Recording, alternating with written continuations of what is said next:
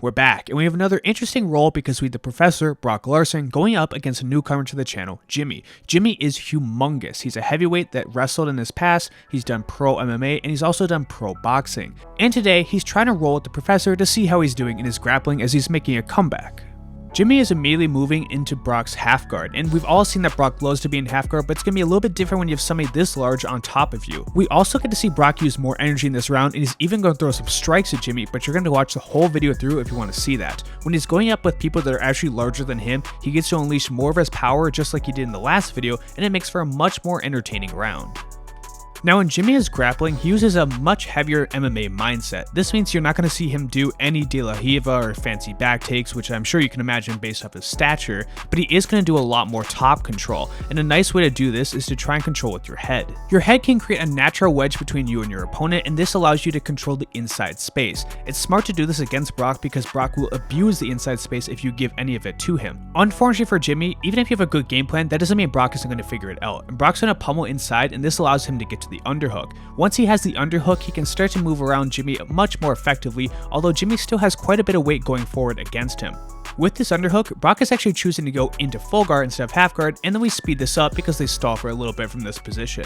Full guard was chosen by Brock because he can get some more extension against Jimmy, and he's also able to control Jimmy's posture by going towards his head and shoulder clinch. Now the head and shoulder is a little bit different compared to the typical shoulder clamp because from the shoulder clamp, you can start to set up more sweeps and submissions. The head and shoulder clamp is easier to get to, however, so you may have to stop here first depending on your opponent's skill level. Now while they're sitting here in this position, let's do my question of the day, and my question today is, what other sports or hobbies do you do? Lately I've been lifting, but you can also find me on League at times, but I want to know what you guys do for fun other than jiu-jitsu. Let me know in the comments below and I'll respond back to you. We speed this up once again because Brock's going to be extending Jimmy for quite a while until he can transition to the regular shoulder clamp.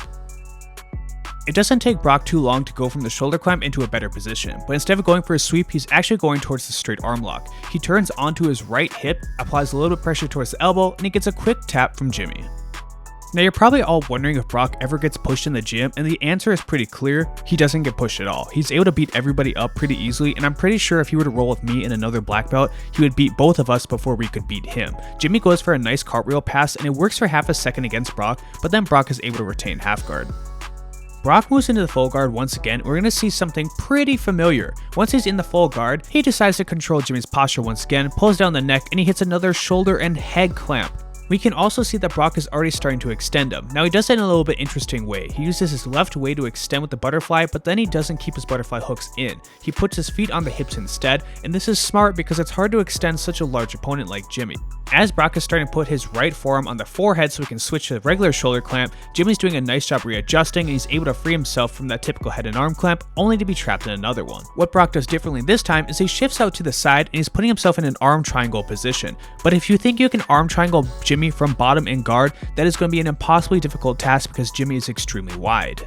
The main goal with a person like Jimmy when you're in this position is that you want to maintain control. Controlling a larger opponent is always difficult, especially when they're more athletic and more explosive. Jimmy has the right idea by trying to push Brock's left arm off of him because if he can free himself from that arm, we also see that Brock's left hook is pretty weak and he should be able to escape this position. Jimmy does just that, and then we get to see something interesting. We get to see some wrestling between these two big boys.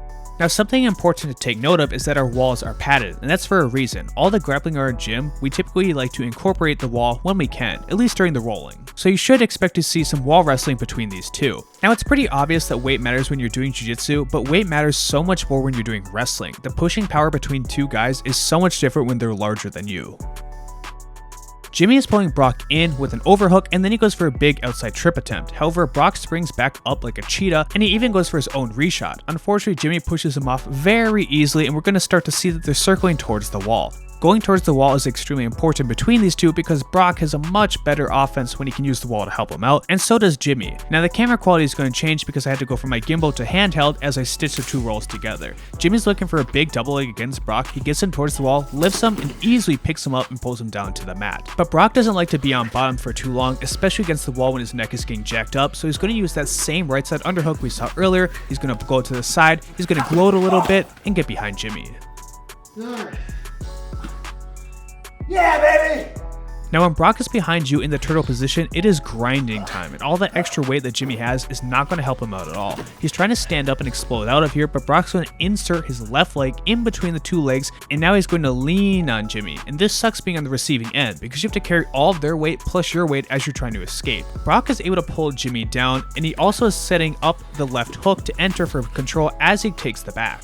Jimmy wants to try and fight this left hook, but we have to notice one thing. When the wall is that close to Brock's leg, even if he can disengage the hook and get it out, it's still going to be really tight to Jimmy because the wall is going to serve as a natural barrier between the two. Instead, Jimmy should look to try and fight some hands because he's definitely getting set up and masterfully baited by Brock for a rear naked choke. He pulls Jimmy back, gets a really quick grip on the neck, and gets an easy tap on Jimmy. But Jimmy has different plans in mind. As he hears that 30-second timer goes off, he bull rushes Brock and he's trying to take advantage of him, giving him no rest. However, as he goes for the legs, Brock pulls the leg out and instantly takes the back, getting rid of any lead that Jimmy hoped he had over Brock. Brock is furious that Jimmy tried to attack him in between rounds, so he's going to give him a piece of his mind. He's going to hit him some devastating punches, and rest in peace to Jimmy. Jimmy is being a bit funny and tries to hit Brock even though his back is taken. If you appreciate the video, please make sure to like, comment, subscribe, and thank you to my current viewers and patrons. I appreciate everybody that watches my videos, and so does Brock. But before you go, if you want to look extremely stylish doing jiu-jitsu or other sports, then make sure to check out xmartial.com from my link in the description below, so you can get awesome gear like I have, and you can use promotion code Tyler10 to save extra money.